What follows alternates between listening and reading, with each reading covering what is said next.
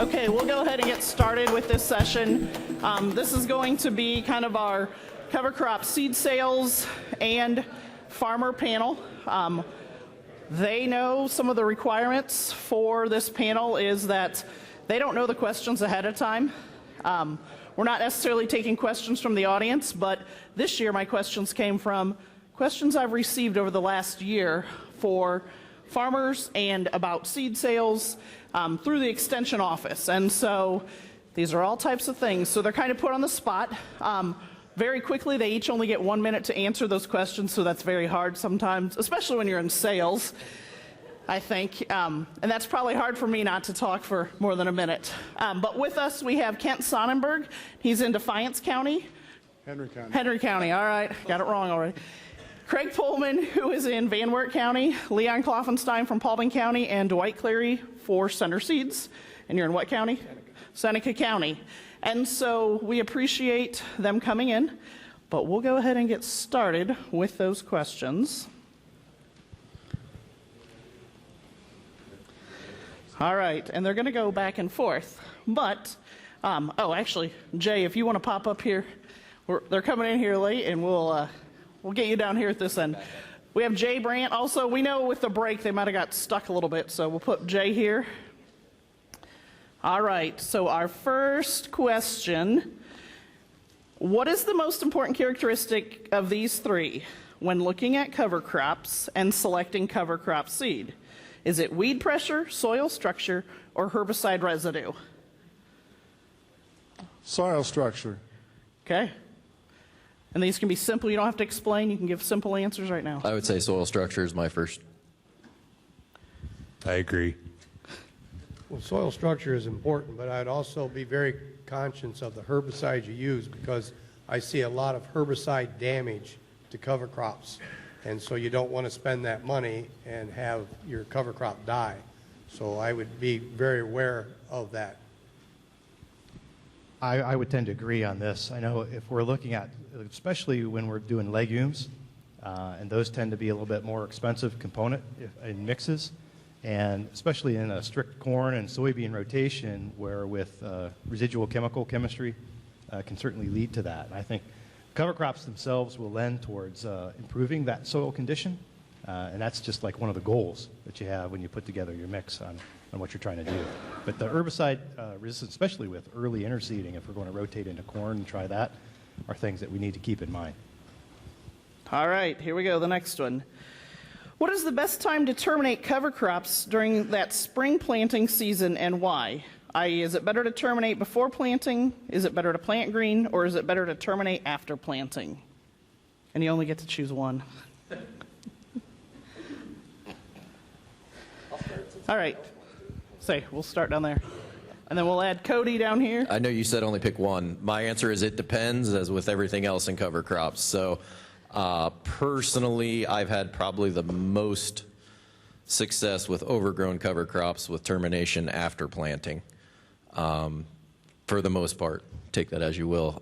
If it's something small and you're really nervous, I would definitely say earlier termination if you're just stepping into the program. But for me personally, I've had more success with something that's already big and growing, a little bit later termination. I would agree with that. I'd also point out that if you terminate it ahead of time, then you sometimes have residue problems, and when it gets too wet, it's too wet, as we found out this spring. I'm going to pick two of them. I usually plant green and then terminate after, but what I've started to do, it seems like it's working a little bit. I'll go in with Extendamax or a dicamba product ahead of the beans, do that burn down, then come back and plant green, and then terminate the rest of it later on. I would agree with a lot of what was said here. There are variables, of course, but typically I plant green, and as the gentleman mentioned, and years ago I had a bad experience with this. If you kill before you plant and then you get heavy rains, the cover crop is doing its job conserving the moisture, except you don't have your seed in the ground. So it's very important to understand that risk management issue there. And but typically I plant green with a few exceptions. Yeah, here's ditto here. And I think the main thing to consideration is what your cover crop is. If we're looking more at annual ryegrass, and I'll point that one out, early termination may be your best opportunity to manage the residue in regards to the weather and to avoid any escapes, especially if you have small grain in your rotation. So again, management is key when we're looking at this. I, like most of the producers here, would prefer late termination because you get most of the services and benefits out of the cover crop, especially when you're using legumes as part of your mix. But again, it's about management and what your goals are in relationship to the practice. What they said. Yeah, pretty much just going to reflect everything else these folks mentioned. Kind of a rule of thumb I heard a while back that kind of stuck was plant crispy or plant green. Where you really run into issues is that in-between phase. If you've sprayed and it's kind of dying, but it's not dead, it's that ropey in-between, that's what will cause you problems. Personally, I think there's so many benefits to planting green that should probably be the preferred route. But if your comfort level's not there and you decide to kill it sooner, make sure to wait a little bit and get it good and crispy. Also realize, too, that there's a good chance that if you do decide to plant crispy, you might have a better chance of issues with slugs, too. So things to think about. And I think we've harped on this before, but go through your system, double-check your system, make sure things are going to work, and then have plan A, B, and C. Make sure you kind of have a plan to fall back on and another backup plan, and maybe even another backup plan, just in case things don't go as they're expected. That way you don't have that added stress when it's crunch time, and you can just shift gears and it's no big deal. So that's all I got. All right, and then we'll just go ahead and make sure. This is Cody Bird from Bird Agronomics, and Les Siler popped in. He's one of our farmers. So we'll continue on. While you might not all sit in that Lake Erie watershed, Lake Erie is a hot topic in Ohio. Are cover crops aiding in runoff of phosphates and adding to watershed issues, or are they helping, and are they a part of the solution, and why? 1 minute each. That's like giving a politician a question. I know. It's like the political debate right now. Okay, go ahead. Whoever wants to answer. You came in late. You get to start first. Our cover crop's the answer. It's probably not the total answer, but it is a big part of it, and it can be dependent on how you want to manage it. I agree with what Cody said there. What little I heard was planting green is really a nice fit with these wet springs we're dealing with. For us up in Fulton County, it's been 3 wet springs, 3 pretty wet summers, and 3 wet falls, and it's been late too. This whole thing has drug out a long time. And I think the fact that we've got our soils conditioned and structure there, it's helped hold up the harvest equipment. It's just helped the whole system. And we've went back 3 years now and repeated that over these cleat marks and things and haven't seen any real issues with compaction. I mean, we know we're doing it. We hate what we're doing. We've changed a lot of things we're doing. I mean, we don't allow the trucks. I mean, just the whole system has had to change, but we've tried to find fixes for it to stay productive, I guess. Soil health is number one. Adding organic matter to the soil does help improve it. For every percent, you got 20,000 gallons of water holding capacity that you can use throughout the year, and that's really the main thing that you want to do. You want to hold the water. You want to use it for the plants for the future. I'd echo that. I think the soil structure and capacity and everything is really what we're going for with the cover crops. I think a lot of us up here would say that. And I think we're going to hold more of those nutrients. Some of the science I have started to see is showing we're not necessarily catching the phosphorus, but we are catching a lot of nitrogen with the cover crop. So the cover crop in general, to answer your specific question, I'm not sure is going to fix the phosphorus side of it necessarily, but hopefully the soil structure on the back end will help with that more than the direct cover crop. I guess I got a little bit different take. You know, they say that the phosphorus binds the soil particles. Wasn't last summer before, I think we had close to 8 inches of rain in a week, and the water running off the top of the field was probably clean enough to drink, even where it was disturbed. So I don't know. I'm a big fan of covers and no-till.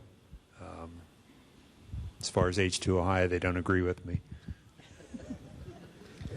I think cover crops are a very important component. If you think about what plants want, they go after water and they go after nutrients. So when you have dissolved reactive phosphorus out there or nitrogen, that's what they're going to go after because that's their food source. It's very important. I want to emphasize this because I see a lot of farmers planting in the fall oats and radishes or something like that.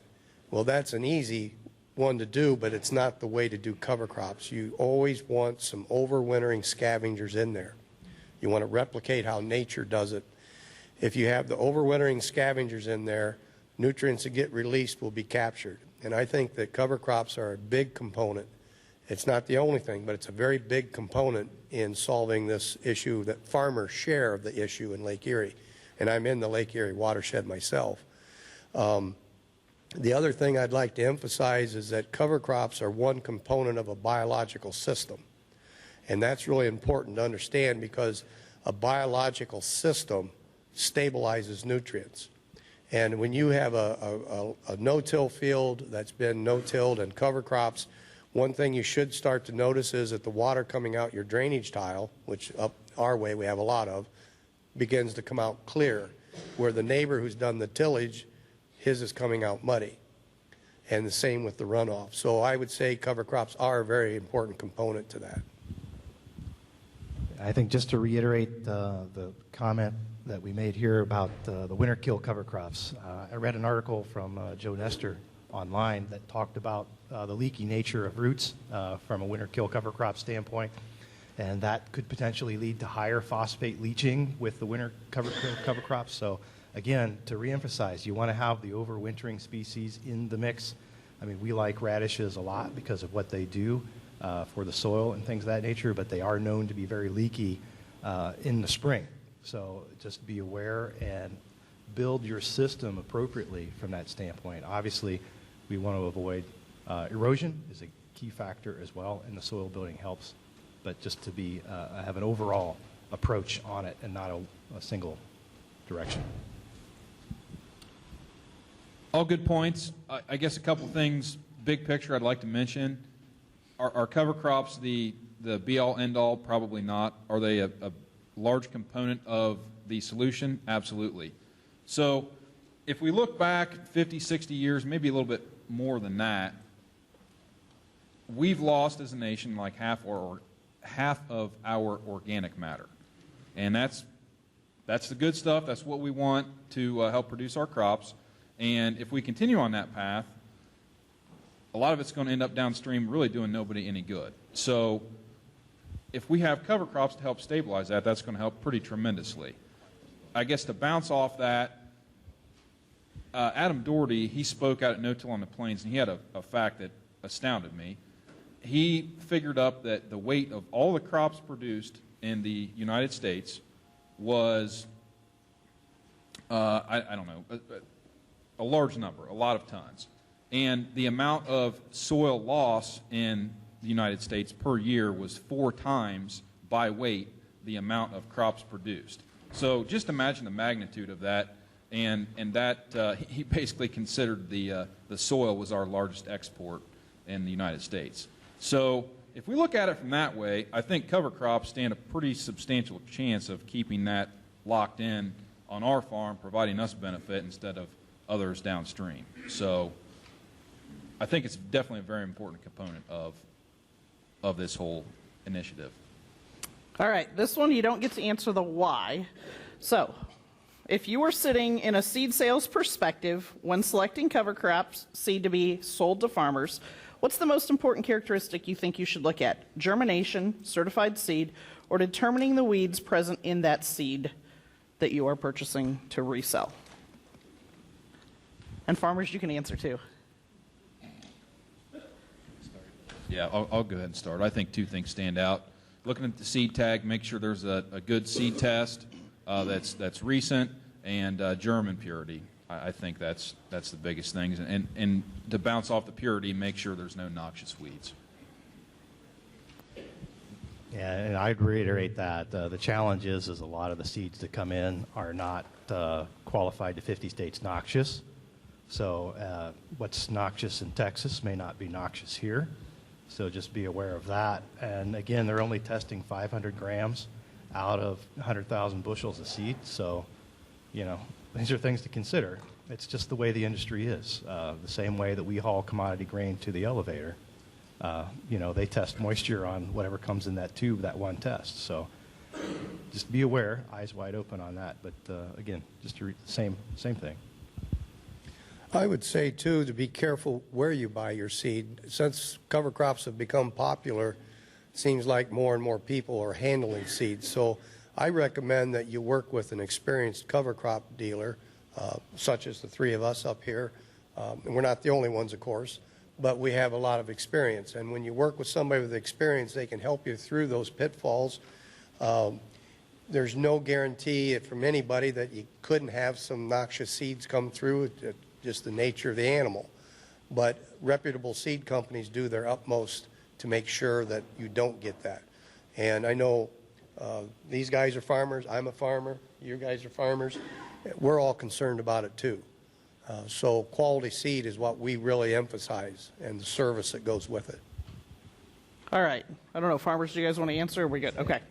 All right. We got to keep moving. All right. How would you fit in a cash rental agreement or maybe an absentee 50-50 share landowner agreement, cover crops together and convince that landowner the cost of cover crops? This is more towards the farmers probably. I think personally it's probably a long-term look at soil structure, soil stability, nutrient holding capacity. If you can raise out organic matter just a tick of a %, you can show some good value to the landowner. And I think it takes a few years of pulling that data off, but once you can show them that, it's a no-brainer of why they're doing it. I think cover crops, you want to do that on your farm, and then the ground that you can keep for the most part, and the rest too. But with that said, a cash rent is sometimes the way to go, because then they know and you know where you're at. So We've had a couple different situations where we've done that, but I guess I would like to make sure we educate our landowners, for one, so they understand why we're doing what we're doing, and explain the value of it. But I would like to see the counties and everybody take advantage in some sort of a tax refund to these guys, because there's no doubt about it, they're making a difference in the water quality on their farms. There ought to be something there to send a message to the counties or the state or somebody to help us out a little bit and help that landowner. It's making a difference on his property. Would you guys, that are doing the leases, would you ask for a longer lease instead of the standard 2 or 3 years? Yes. I would say a 10-year lease is probably the best, because you won't see the reaction for maybe 3 or 4 years. And 7 is probably when it really kicks in. Okay. I think education, like he mentioned down there, is very important. One of the issues I see is we have a lot of absentee landlords, and a lot of them are just simply interested in how much money you're going to pay them. They don't understand any of this. So if you have a landlord that lives in the area, I offer my customers, when they sit down with me, is to sit down with them and their landlord.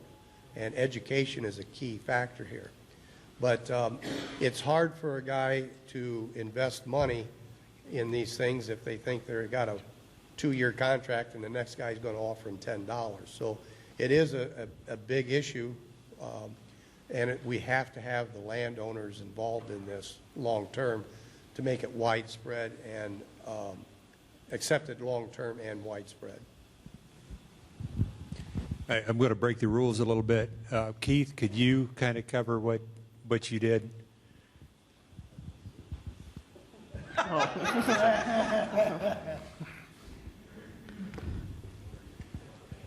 the cover crop and the landlords? Well, you have to educate them. I had one landlord lived in Michigan, and I was trying to educate him, and the next spring I found out he went home and planted cereal rye in his blow sand garden and was all thrilled about it. And I didn't even know he was doing that, so, I mean, it was positive, but they have to understand what you're trying to do and be willing to show them. Okay. All right. I told you we're going to jump all over the place a little bit with questions. So this one, you may or may not be able to answer. What's the best way to establish cover crops prior to harvesting corn, and what is the timing of seeding those cover crops? So if you're seeding cover crops prior to corn, this is going to be the hard one. This is one of the extension office questions I get. Before planting corn, you're saying? No, it's before harvest. Before harvesting. Before harvesting your corn. Go ahead. Well, I really like to interseed my cover crops into standing corn and beans in the fall to get that early growth. That's where you get the best return on your investment for nutrient uptake, root growth, winter hardiness. But it all depends on the cover crops. Some cover crops you can surface seed successfully, like cereal rye into corn, going to soybeans. Winter peas are not recommended to be surface seeded. So you have to be aware of the individual species and what you can do with them. But, and again, I go back to always remember herbicides. And I'd like to offer this little bit. Chemical companies have not done a lot of research on cover crops. So if you go to your chemical dealer and say, what about this chemical on this cover crop, he's going to throw up his hand and say, I have no idea.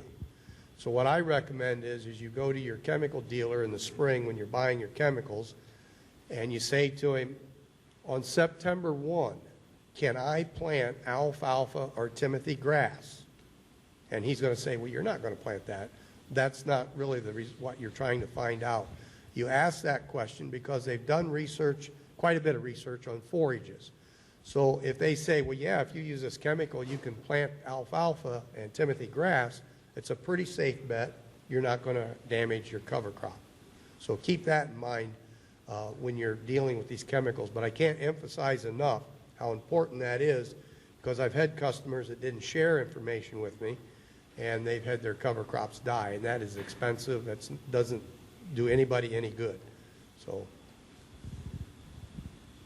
anyone else want to answer that one? I guess, contrary to what Lee had to say yesterday, I plan my herbicide program around my cover crops, not my cover crop around the herbicide. So I know pretty much, I really have a lot of flexibility, but as far as interseeding, we just go in and broadcast the end of September, or end of August, first part of September, and it's worked over the years. Yeah, you get a better stand if you drill it after the corn's off, but how many years do we have that opportunity? It seems like once the corn comes off, the rain's coming down and nothing works.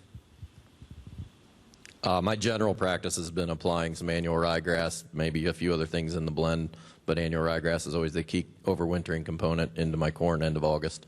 I find a little less rainfall to take that plant and get it started, and it doesn't mind the shade.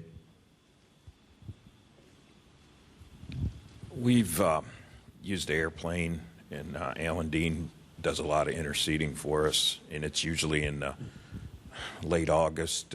We'd like to be around Labor Day as the corn plant senesces. It's a nice time to get more seed on the ground, and most of that is cereal rye. He seems to be pretty accurate with the cereal rye. Alan does a lot of annual ryegrass, and running that rig through there the boom is lower to the ground. It's just a nice situation, but it works as operator pretty good to stay on the corn in the corn rows. Don't it, Alan? All right. When thinking about creating better soil structure, what's one piece of advice you would give to a brand new cover crop user to help increase or create a better soil structure?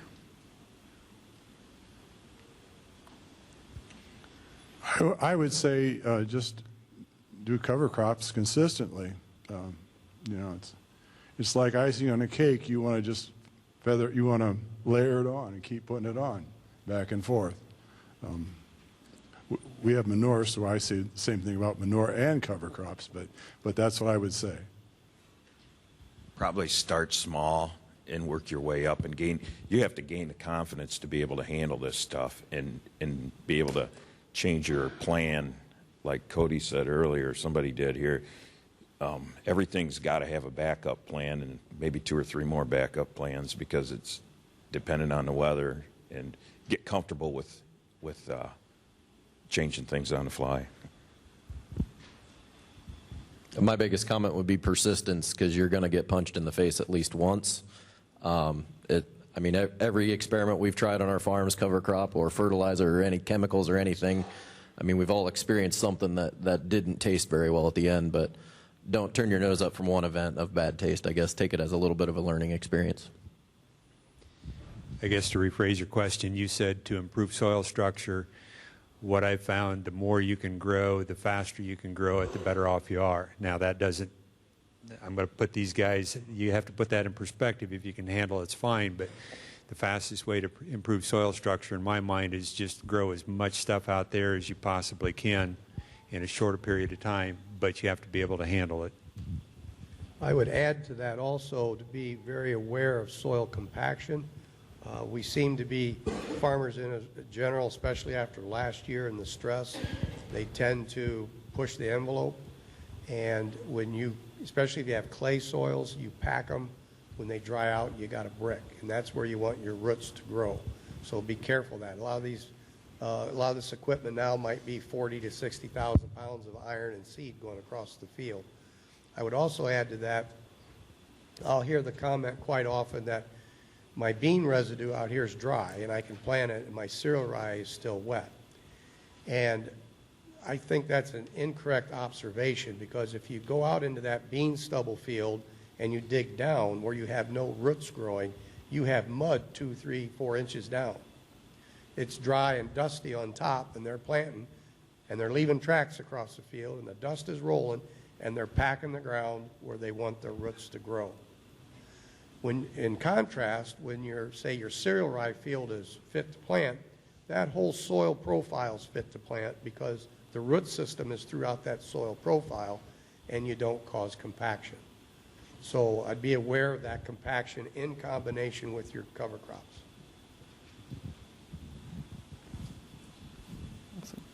Okay. You want to add something? Okay. So I think it's also important to get out there with the shovel and dig. I mean, you got to check your progress somehow, and if you're not getting the results you want, maybe you need to modify the seed or seed mix that you're planting out there. And how do you know what kind of success you're getting if you don't get out there and dig? So I think that's pretty important to do that. I think the best thing I heard one time was, I've never had a cover crop failure. I've only had educational experiences, and so they've learned something every time they do that. So that was one of my panels in the past. All right. So if I'm a first-time user, what's the easiest time of year to try to establish cover crops? Keep your answers short, because we're going to run out of time. I'll never get to 20 questions. After small grain. Okay. Anyone else? I would say that after small grain, and also an easy one to start with is cereal rye in the fall. That's another easy one. Those are good ones to start with. All right. After small grain, if it's not dry. See, they're all going to add each other's answers. It's kind of a team effort up here. All right. What have you given up when adding cover crops into your farming system? What did you have to give up maybe to fit that into your farming system?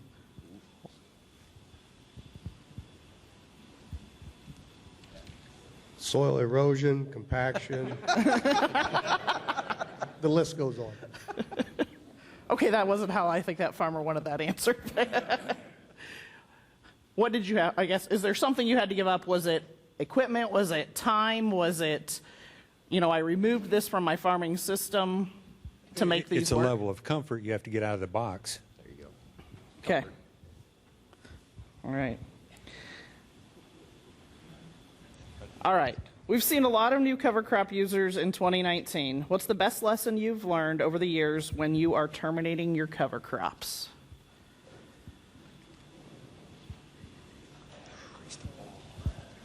I would say one very important component that a lot of time is overlooked is you should discuss your termination with your cover crop seed dealer if he's an experienced seed dealer.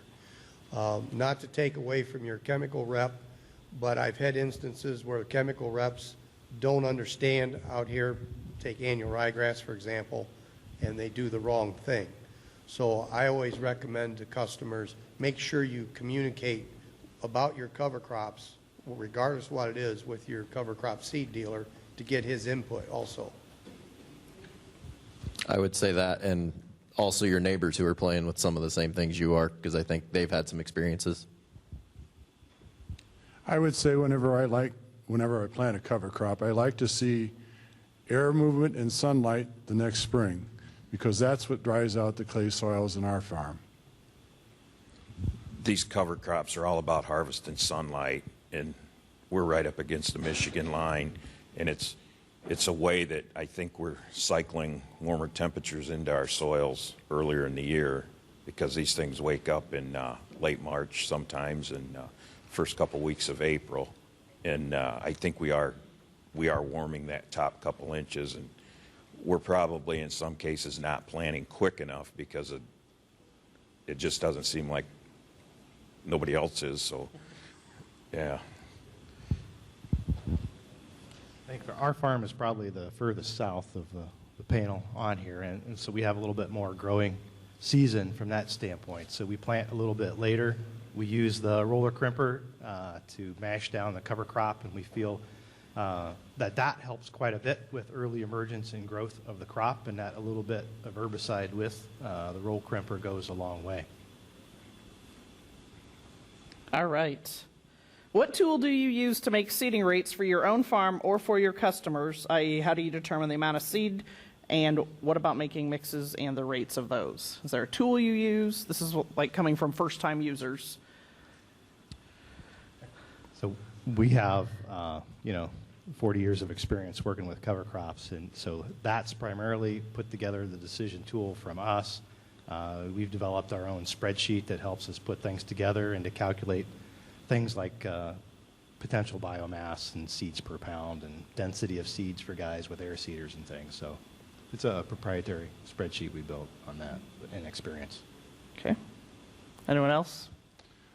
We have a seeder behind a Landau disc, and we lightly disc the ground and then put the seed right behind the disc, or behind the disc part, and in between that and the rollers, and it seems to work pretty good. We go very lightly. We also have manure that we incorporate or spread on top, either before or after we plant, and so that covers in the cracks, holds the manure there, and it works out quite well. I think as far as a tool we use, Alan's got one that he specifies seed size, and we get it down to seeds per foot. And we all got this figure. We want to keep a dollar figure minimal, and that helps a lot with the blends we put together. And we have to decide what we're really trying to accomplish with these things. I mean, if we have a high carbon thing and we need some legumes out there to help speed up the microbe activity and things like that. And I think you have to look at each situation a little bit different. Do any of you guys use like the Midwest Cover Crop Counseling website to figure out your mixes and your pounds per mix? I don't. I've got an Excel spreadsheet that I put together a few years back. It gives me seeds and costs and whatnot, but what I look at is I have to know what works on my ground. What works for me may not work for you or Les or the rest of the guys here. Sun hemp, it sounds good on paper. I had 1 year out of several that it worked. Do I use it anymore? No. I plant something that I know is going to grow. I can go to flax, I can go to buckwheat. I know it's going to grow year after year. For somebody else, it might not be the thing to do, but I'm planting some pretty diverse mixes anymore, but you learn to know what works, and then you go from there. I would like to emphasize a little bit, they touched on cost of the seed. When you look at a cover crop seeding program, a lot of your costs are fixed. Your land cost, your equipment cost, maybe you include your labor in that. The one flexible cost you have is in the seeds you purchase. And I see a lot of farmers step over a dime to save a penny. So you want to make sure, you don't want to overseed, that's not what I'm saying, but you want to make sure that you seed the cover crop to get the maximum return, just like you seed your corn and beans and wheat populations. You don't plant 15,000 kernels of corn because corn's $300 a bag. So make sure you don't make that mistake. Like I said, you don't want to overseed, but make sure you seed the maximum proper population to get the best return on your investment. I guess if I'm working with somebody to establish a mix, it's kind of based off 4 things. First off, starting with their goals, and then working backwards from there to establish a mix to fit their specific needs. So starting with goals, then also what a person's comfort level is. If somebody's not comfortable planting into a jungle, we can tweak that to make sure that they're comfortable planting into that. I would rather have somebody, certainly there's a lot of benefits planting into a big green cover crop, but if they're not comfortable with that, they might have a bad experience, write it off, and they're never going to do anything again. So next, I would say also a budget. It's kind of important. I definitely agree with what you said, Dwight, but folks have a budget. We need to be cognizant of that as well. So, and then lastly, experience, just based on kind of what we've seen here and there and what works, what doesn't, tweaking that to a mix. I think all those together seem to work out pretty well. All right. Which is more important, if I only could choose one of the 2 of these, to think about for a first-time user, the soil test or field drainage? Drainage. Drainage. You guys have a different answer? All right. Okay, this one, you can talk to him afterwards. Just tell me your favorite cover crop. Don't tell me the why. Which one's your favorite? You personally, and tell me your soil type, or predominantly what you're using that on. If it's heavy clay, or it's a sandy, or silty. Favorite cover crop? All of them. You can't choose all of them. I said one. I'm an oddball, and annual ryegrass is my favorite, hands down. I'm in a silty clay loam in Van Wert County. I would say cereal rye. I'd say cereal rye too. You guys dealers have any favorite? Yes. What's your favorite? Yes. All right. Okay. Hold on. Think of your least likely neighbor or least likely potential customer to use cover crops. If your life depended on them adopting cover crops, aka you were forced to convince them to use them, or you would lose your life, how would you approach this neighbor, and what would you do to start this conversation? You got to keep this quick, too. Hey, these are questions we get.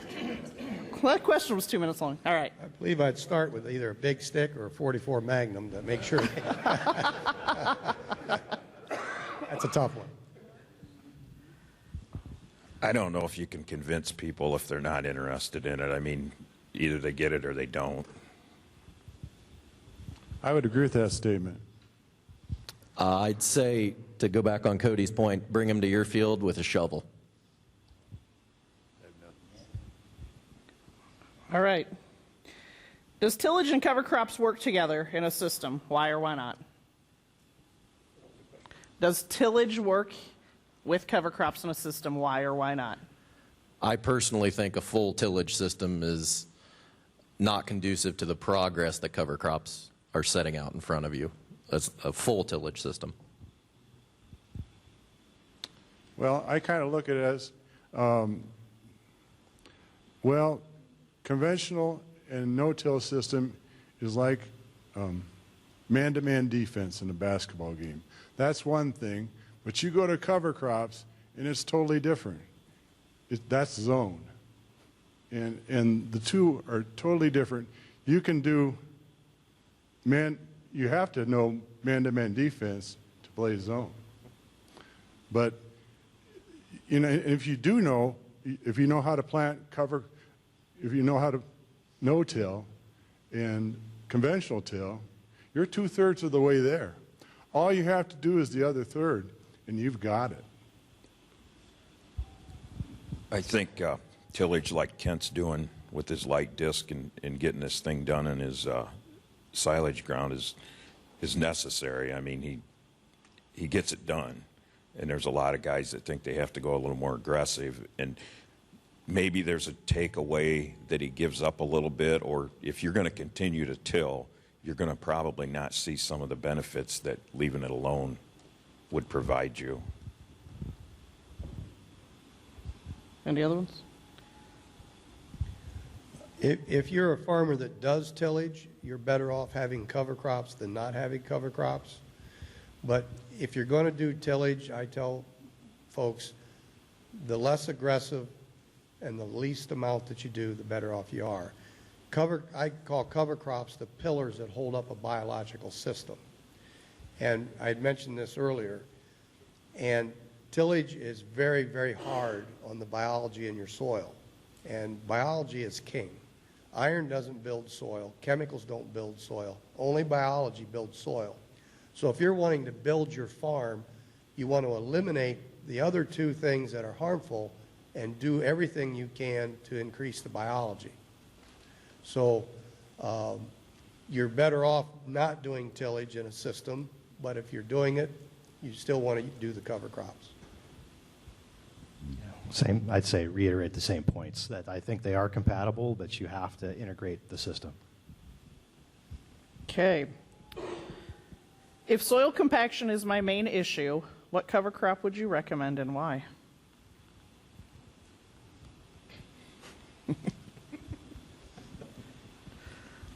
So for soil compaction, we need plants with some very strong roots. So generally we're looking for tap roots to get down into subsoil structures. There's several indices that what are real popular. Annual ryegrass has some very strong roots to address issues with fragipan. We know that. That's some very good published evidence. Sorghum sedan grass has very strong aggressive roots that can address minor subsoil compaction. So then there's ancillary evidence with radish and cereal rye as well. So those deep taproot ones are the ones you're looking at from that standpoint. Something you want to keep in mind about grasses, like sorghum sedan grass, for example. If you plant it, say, after wheat stubble, and it gets 4 foot tall, 5 foot tall, if you mow that off, it typically will have roots about as deep as above ground. Of course, depends on your soils and compaction and so forth.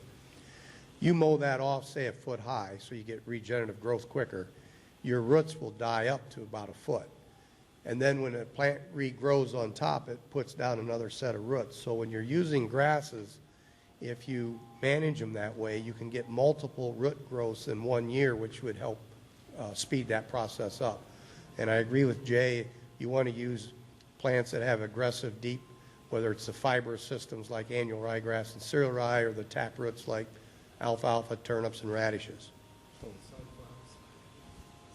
sunflowers have a deep taproot, yes. I guess I'm going to go back to the question that Sarah asked earlier. If you've got compaction, work on your drainage, and then the better it's drained, the better everything is going to work. Okay.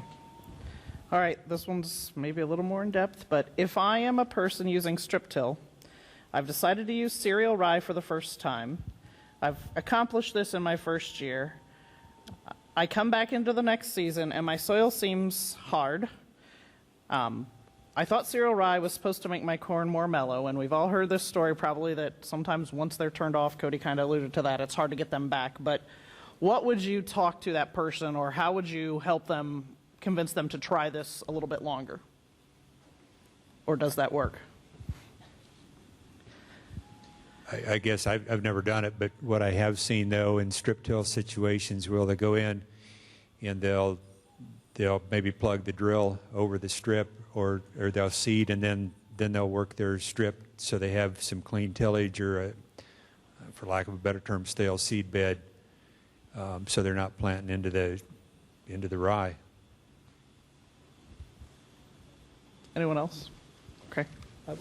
I don't have anybody doing strip till in my area that I'm working with, but again, I would say it goes back to building that relationship with your cover crop dealer so that when there are issues, you can sit down and discuss them with him. I think that's really important. Just like most of us as farmers sit down and we have a seed corn dealer and we sit down and have intimate conversations about varieties and diseases and all that, you want to have that same conversation with an experienced cover crop dealer. And if you start working with somebody and you go through the educational process, that confidence level that we're talking about up here, if you're working with an experienced dealer, you can avoid a lot of mistakes. You know, I've been doing this 39 years. I've made mistakes and learned from them. I've had successes and learned from them. And I can share that with you. And I will say this, the fastest way for you to fail at cover crops is go down to the local coffee shop and talk to somebody whose brother's cousin, sister's husband did it one time and failed. Because coffee shops are not the place to get your education. The other thing we got to remember too, Sarah, is you don't get all your bang for your buck the first year. You build on each previous year as you go on. So maybe it'll be rough this year, but try it again next year, and it'll be better. And that's where the education comes in and working. You learn that information. That's correct. Okay. What's the most important piece of equipment to have if you are going to start using cover crops? Your brain. Seriously. I think that's the hang up for a lot of folks. And I'm not trying to bash anybody, but it is a different way of thinking. And if you can get your mindset right, I think you're going to have a lot easier time. I think you definitely have to be open-minded, and if you can get over that, you can make the rest of it happen, and especially collaborating with a lot of other like-minded folks like we have here. I would say, too, that you have to understand that what you're really doing is changing your operational systems. And I use this as an example a lot of times. 100 years ago, this land was farmed with horses. Then farmers bought tractors. They did not keep the horses and the horse equipment and buy a tractor. They transitioned from this system to this system. And the problem I see with some farmers, they want to keep doing the chemical tillage system, and they say this biology is great, let's add that. But a lot of what they're doing is harmful to the biology, and it's a catch-22 for them. So you want to understand, and again, that's where this education comes in. You're transitioning from one system to the other. And it comes in stages and steps. And again, the education is a very important part of that, working with somebody.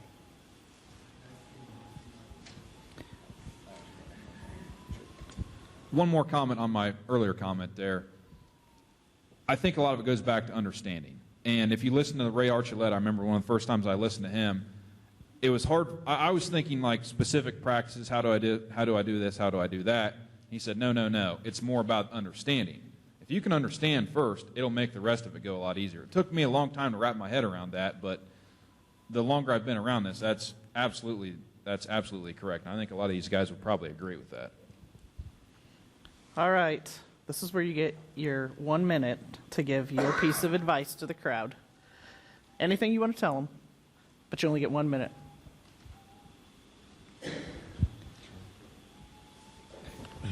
I think I'm going to say this again. If you haven't done it, start small. And if you've used some form of cereal rye or anything like that, add a mix to it. I mean, a mistake we made last year, I wanted to be cheap, so I bought peas and radishes and used the interplant planter. It was so wet last summer in our area that we didn't get the advantage that I felt we should have. Now the peas are wintered. They're growing through the winter. And the previous year, these is on prevent plant acres. The peas are alive, and there's annual ryegrass growing there now because we had that the previous year. But I should have put a mix down with that. And Kent and I talked, we think oats ought to be a part of about every mix just because the mycorrhizae that is in that. And the pea and radish thing alone I did last year was a dumb thing just because we had so much rain that we never got much advantage out of either one of those two species by themselves or together. I wished I would have just threw a bunch of stuff in there. I would say just keep doing it. I mean, that's all you can do, and don't look back. If you break that cycle where you go and till, you're starting on ground one again. I think some of the same points, probably patience, persistence, and flexibility would be my three main points, because we've all been on plan Z, I'm sure, a few years on our plans of what we thought we were going to do with termination or which cover crop or anything else. You got to be willing to dance around and move with whatever punches Mother Nature throws at you, which she's been throwing some humdingers recently, but you got to be willing to take them and adjust. I don't know, Sarah and I have had multiple conversations. We've been doing this now, I don't know, continuous no-till for probably better than 10 years. Don't expect to see a yield bump right away. Don't plan on cutting nutrients. Keep on doing what you're doing. You'll hear some of these speakers say, well, if you plant cover crops, you can cut back on your nitrogen, you can cut back on this, that, or the other thing.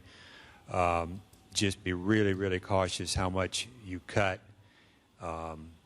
And don't plan to see a lot of major changes for a few years. Yeah, you see a lot of changes, but it may not be the things that you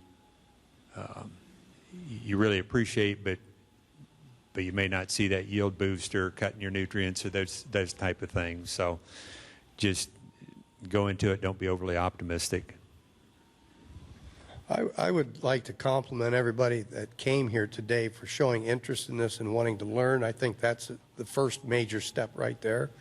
And I'm sure there's people here of all levels of experience. So, you know, that's the starting point. And I would like to say 1 minute isn't very much time to give information. And I don't mean to toot our horn up here, but I know all three of us have a booth down there, and we're here all day if you want more in-depth answers. Not trying to, like I say, overstep my bounds here, but we're all three more than willing to answer any questions you might have in more detail. I'll build on that comment there and also reach out locally. Generally, there's going to be someone regionally that has some portion of this practice. Don't get frustrated that you want to be, you know, where Dwight or myself or Cody is with high residue cover crops. We all started with oats and cereal rye and built ourselves up from there. But do build that network of like-minded farmers that are interested in building soil health and regenerative practices using this, and use each other, you know, as support structures and to challenge each other to continue to grow and develop.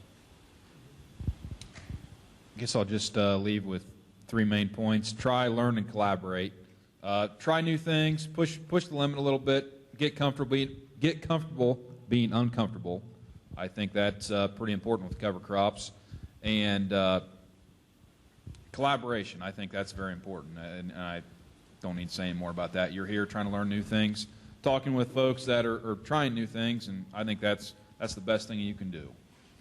All right, and you guys kind of maybe answer this last question, but where do you go to educate yourself further as you are advancing yourself? Is there a certain podcast that you can share with the audience, a magazine, an article, a person that you follow on Twitter? Is it talking with farmers? I feel like you guys kind of added some of that, but if there's a specific thing to help them out, what's something you could use? I'd like to say something about research. Research is very important. But something that I've learned through the years is a lot of the research out here is done on farms that are heavy tillage, heavy chemicals, which is most of the agriculture still is. The data that's received from that study, most of the time, most of that data does not relate to a biological system. So you want to always keep that in mind when you're reading research on what to do on operations. Keep that in mind, that does that really fit into a biological system? Because that's what you're transitioning to. Not that that research is bad, but you don't want to blindly, and there's not a lot of research done on farms that have been no-tilled and cover cropped a long time. Another quick thing I'd like to address, if I may, a lot of times I get a question about either supply or cost. To me, cost of cover crops is determined by two main factors: supply and demand, and the price of grain. Because farmers are not going to grow cover crops for the market for, you know, they're not going to grow rye for $3 a bushel for you if they can grow corn for $5, like it was a few years ago. So when grain prices are higher, that typically means that cover crop prices are going to be higher. But that's because of just the way, nobody's going to grow cover crops cheap if they can grow corn or beans for a higher price. So there's that relationship. And like last year, demand was very high. There's usually a supply of all seeds, grain and cover crops, that carries over a year and gets blended in with the new. Well, last year the demand was high. They consumed a lot of the excess seed, and they had the same problems in many cases growing cover crop seeds as you did growing corn and beans. So you may have, with a year like last year, you may have a supply problem for a year or two before it catches up. So I just wanted to kind of put that in perspective on why prices fluctuate and so forth. Any other things education-wise that you're using to help educate yourself? I guess for me, it's more so than listening to us up here. I think you guys standing in groups, either here or across the hall or at any other meeting, probably the most I've ever learned was at the National No-Till Conference, but it wasn't inside a session. It was sitting around a tabletop, chatting with some other guys who have experimented with stuff. So I think just chatting with each other has probably been the most beneficial. Sarah, if you've got a computer and you can get on YouTube, most anything you want to know about interseeding, cover crop species, cover crop pioneers, it's all out there, right on your computer. And during this time of year, it's a great time to pull up something if you're thinking about doing some changes. So his comment was you can find a lot out there on YouTube, and there's a lot of different things on the topics you need to help that.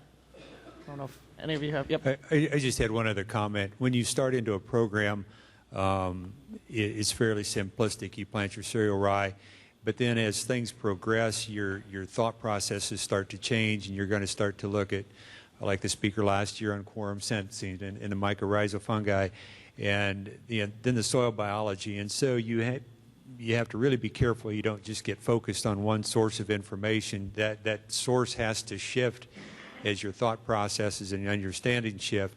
So in my mind, you have to be very flexible with your learning. I'll sit down with Les sometimes, and we'll kick around ideas, and you got to be willing to be open to different sources of information. I would say that the advantage that I had 9-10 years ago is there was $25 I could get for cover crops through the government, and that same thing is today. And that's very useful. It helps, and take advantage of it if you have the opportunity. I've got a couple specific places I go to for information. We'll first start with events. State, local, regional field days, events like this, I think are invaluable. I mean, you're here, so obviously you want to learn. Also, social media is really powerful, and I'll include YouTube with that. And a lot of these presentations from these events are now on YouTube, so you can watch that whenever. Social media is like Facebook. There's a Everything Cover Crops page. It's awesome. There's a lot of good discussion, and it's actually really fun to watch, especially in season. If you have a question, you can almost immediately get some kind of answer, good, bad, or indifferent at least, on there. There's also an Ohio Soil Health and Cover Crops page. Many of you here are probably on that. Another good option. I'm not on Twitter, but I'm sure there's some good stuff on there maybe. Boy, I'm sure there's some others, but those are kind of the highlights right there. Oh, also national events. Obviously, National No-Till Conference was mentioned. That's a really good one. And another one, if you really, I think it's next level, but it's really good if you want to stretch your brain quite a bit. No-Till on the Plains Conference in Kansas, really, really good event. And I'll add to that, maybe I think sometimes that informal learning, like they said, when you're sitting in those circles, find a group of people maybe who are like-minded, and while it might be time-consuming, drive to one of those national events together with a group of people maybe you're not completely comfortable with, but I think you'll learn a lot of things, and I think through extension, that's one of the things that I've learned is, you get to partner with a lot of different people, and you get to hear different stories and see those things, and I think that's some of the biggest growth and learning that we're seeing. So with that, I know these guys will all be around today. I know the 3 seed salesmen that you guys have booths, the other farmers here at least for 15 minutes. Let's give them a round of applause.